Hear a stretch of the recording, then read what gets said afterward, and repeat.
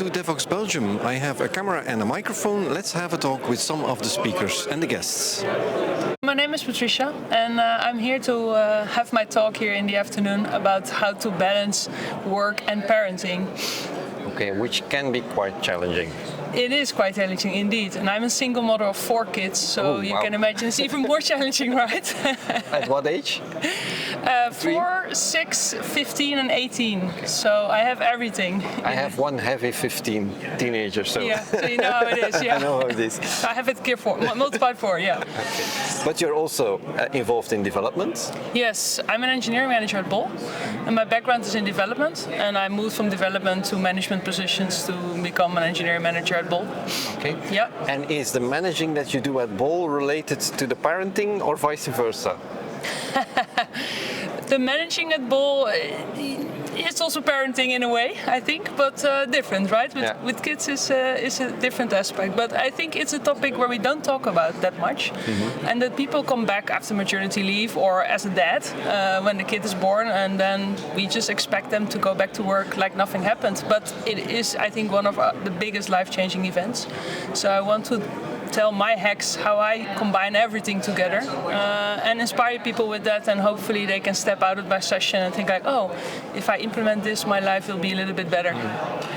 Is there one takeaway from the talk that you have, the most important takeaway? The most important takeaway, I think, is me time. So I have multiple hacks, but I think me time is the most important one. So when I divorced and I was with 4 kids alone, I did everything, I could manage it, but I had no time for myself, right? The day was full from the morning till the late afternoon and to the night, and then when like at 9 o'clock in the evening, I'm like, oh, I'm so tired, I just want to sleep. So there was no time for myself, basically, and now I know ways how to implement that for myself. Thanks to COVID, we have this new way of working, a lot of home. Yeah. Does this help or impacts how you can be both a parent and a good developer or a good I think it employee? helps, right? Because if I like to be in the office, to be honest. So in Bol, we are like 2 days in the office. I like to be in the office, but I also have then travel time, commute time, and if I'm working from home, I can just bring the kids to school and immediately start working. And I don't know, do the laundry in between or cook dinner during lunch break, and that helps, I think, the parents to better balance things, and to be a better parent also. Yeah. For me, I work completely from home. My office is in the US, so it's a bit difficult. I live in Belgium. For me, it's indeed the flexibility. You can bring the kid to school and then stay focused because the worries are gone. Indeed. And that's a bit, I think, the most important part of the home working. Indeed. And I think it saves a lot of time, right? So the commute, if you live like 5 minutes from your work, it's fine. But I live like 40 minutes. Then it's like twice 40 minutes, like 1.5 hours without traffic. Yeah, that's a long time. I could also have done things with the kids or for the kids or in my house. So also the fact that you don't need to commute helps, I think. How do you apply some of these knowledge to your kids? Do you try to inspire them to be interested in this kind of work? Definitely. My oldest one is studying now to become software engineer, so mission accomplished there. And he was once at Devoxx Kids also. Yeah, it was like 8 years ago, right, when he was small, but he was like one day there. And I also have this robot from Lego, and they like to program with it. We do Sketch. So I try to show them that there is more than... How can we help children to know that being an engineer or a programmer or working with technology can be so fascinating? To do more of this Devoxx Kids, I think, but also in schools. So I know that Bol is doing also programs in schools, like in Utrecht, for example. Then we go there as colleagues just to the school and try to teach this already small children some steps, right? For example, I have here a sandwich and I need to put something on it. Tell me the steps. And they forget all the steps, of course, and then you do crazy things, they like it. But I think doing this kind of things, make them aware of it, will help. And I think people that are software engineers can also do this, right? Probably they will like that too, to just go to a school from their kids and educate the class of the kids, for example. Low level, not something fancy, just just low level will help them, I think, already. Even the no computer programming takes that number of steps to achieve something, or like the sandwich. The sandwich, it's so easy, but it's nice for the kids to think about it. So you work at Bol. Is that a Java developer group, or do you have several technologies? We have multiple. Java as the tech stack, Anything from this conference you want to take with you? I've just been to a talk from AI, which was nice. And I think that's all in the world now, right? So what is it that a developer will do, and what will AI take over and what not? And I think that's something I will bring back again. Don't be scared. Nobody can really do our job. We already part of it maybe, but we have the stress of having kids and having work, and then the stress of will the job will still be the same? I don't know. I don't think it will be the same. Everything will be changing, right? But I don't think it will be completely gone, because we just need human brains for doing stuff. And fixing problems. And fixing real problems and understanding real problems also. True. And thank you for guiding your children to become part of that. No, thanks. Okay, thank you. I'm Georgios Diamantopoulos, and I'm here to talk about the impact of sitting. Okay, and which is the same topic as last year. We talked last year. Correct. What changed? Or what extra knowledge do you have? Yes, so every time I give this talk, I try to improve it, and after last year, I had a lot of good feedback, and I went straight to the research to see what actual research could be useful, and that seemed to have had an impact, because everybody really knows that sitting is bad for them. Which we are doing now, so we should start. That's right, but when we look at the numbers, even for me, I should know, right? But when I looked at the numbers, I was actually shocked, and I made even more changes than I did last year for myself, and I brought that to the presentation this year. So, sitting 8 hours on your computer, bad idea. What is the main difference we can make? So, what the research tells us, essentially, the TLDR of the talk is that we need 3 things, and we can't just do 2 of them and be okay. We need all 3. So we need regular breaks, so anywhere between 30 minutes and 50 minutes. Obviously, less is better. Movement, like light movement, like walking, and we need to ideally have that in regular intervals. So the idea is, we take a break and maybe walk for a few minutes inside the office, or in the morning, in the evening, go outside. And then we also need high intensity exercise, which is defined as 50 to 80% of maximum heart rate. So those are all the things that we need to be doing regularly to actually improve our health markers. Okay, can I have a personal consult? So I'm working from home, I have a dog. Almost every noon I go for a walk, 15-20 minutes with the dog. That's not enough. It's a good start, but you would do even better to have more of those over the day. Even if the dog will like it. I'm sure he will love it. And then pick some sort of exercise which raises your heart rate, and you don't have to be professional. I won't ever be a professional sporter. Exactly, and this is true of most of us in this profession, right? But just anything. It could even be a social sport. Just something that raises your heart rate and trains your heart and your breathing and all that. And that seems to be the recipe. Mm-hmm. If I can remember correctly from last year, you're not a Java developer? I'm not. I'm actually in the other side, .NET. The dark side. That's right. Can we get you interested in Java by joining this conference, or what did you learn from this community? This year I wasn't able to. I only arrived today, but the next 2 days. Today I'm still preparing for my talk because I'm nervous. But the rest of the 2 days, I'd love to see what's going on with Java. And it's always interesting to add tools in your toolkit, and it doesn't matter who made them. So.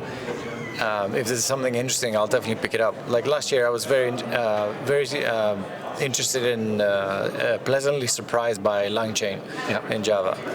Other talks that you specifically are looking forward to?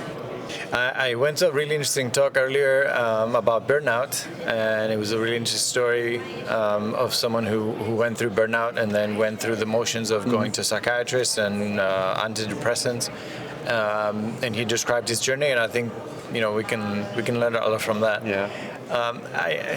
I know you probably expected for me to say something about a tech talk. No, no, because that's actually a nice mix here. So you have a lot of tech talks, right? But you also have a lot of talks, developer tools, productivity, well-being, yes, developing your career. So, staying healthy is the main focus here. Yes. My name is April Schuppel, and I'm here representing a prize. We're one of the sponsors here, so we have a booth, and then also I'll be giving a talk tomorrow, so pretty excited about that. Okay, and the talk is about?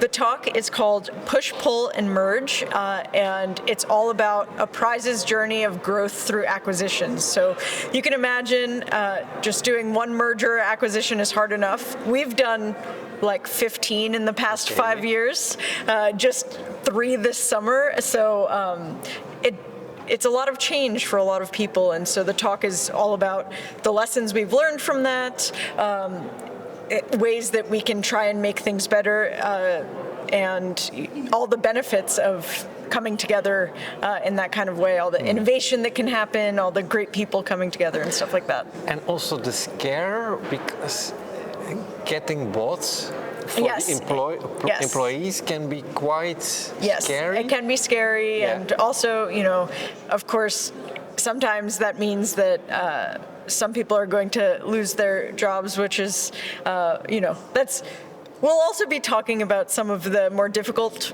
parts, but in the end, how it helps us make a better product and also helps the people who stay with the company to grow, right? Because you can imagine if you're coming from a company of 20 people and you're all in the office together and you're building things in a certain way, maybe there's not opportunities to be promoted into a leadership role, or maybe you're stuck like working with one technology versus now, okay, you're in a global company and there's a lot more room to grow and move, and if you're interested in doing other things, there's more of a chance to do that. So there's pros and cons. I think that the pros outweigh the cons, so that's part of the talk, of course, but we'll talk a little bit about everything. I prepared for the talk by interviewing a bunch of people within the company, so I tried to interview someone that has come from all these different companies, as well as like the starting company that did all the acquiring, and just to hear the different perspectives, and also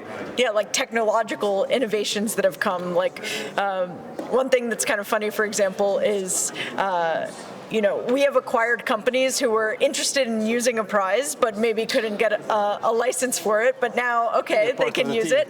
And then also the other way of teams within a prize who wanted to use another product, but couldn't, get approval for the license, and instead we just bought the whole company. So it opens up the doors to also have technological innovations when you have these different teams coming together and more access to different technology. I checked what you do, and there's one that I definitely know, is iText, because I'm from Belgium. I know iText. It's a Belgian-based company, or founded in Belgium, to create PDFs with Java.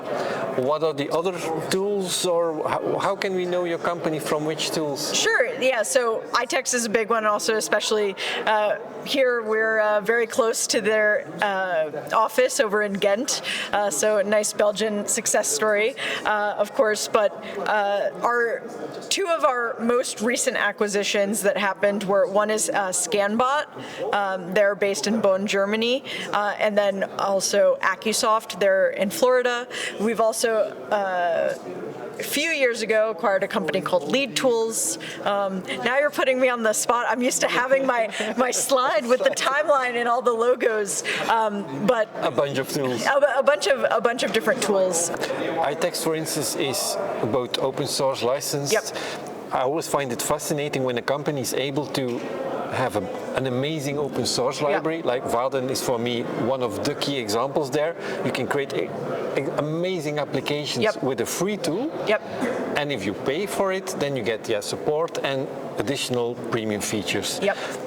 how difficult is it for a company like you to build on top of that model? Yeah, I think to find the balance between open source and earning money. Yeah, I mean, I think the interesting thing for us being here, and maybe it's also because we're in Belgium, but also because iText has been coming to this conference for years, is a lot of times people will come up and maybe they won't know a prize, but they'll see iText on our thing and be familiar with it. So the power of open source is it gives you a lot more kind of brand recognition within the developer community. If it's a tool that anyone can use or anyone can contribute to, then it becomes much more well known to developers, where paid products can be a little bit more niche and hard for developers to know, because if I'm a developer and I'm at a conference and I don't have a use case for it right now, or I have to figure out how to get approval to pay for a license, like I'm not going to go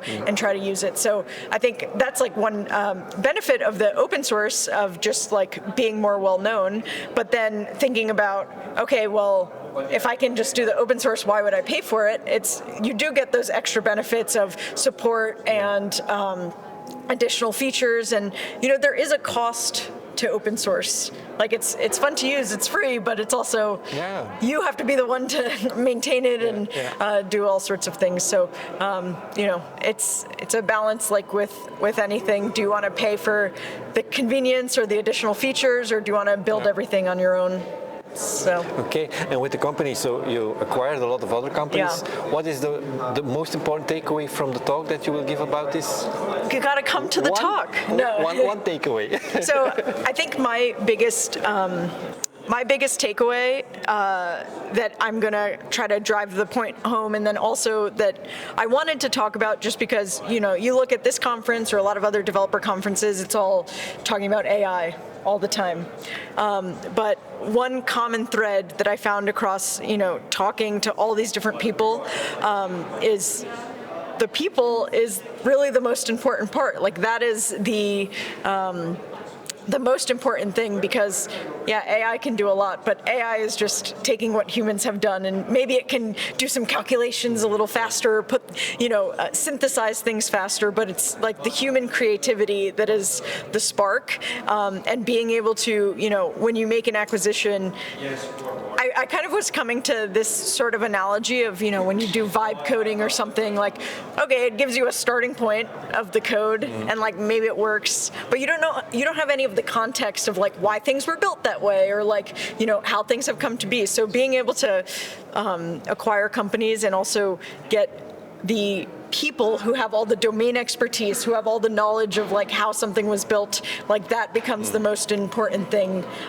is bringing in the people, and like people coming together with different knowledge to be able to build something even better and innovate on top of that. So people, most important part. People above AI. Above AI, yes.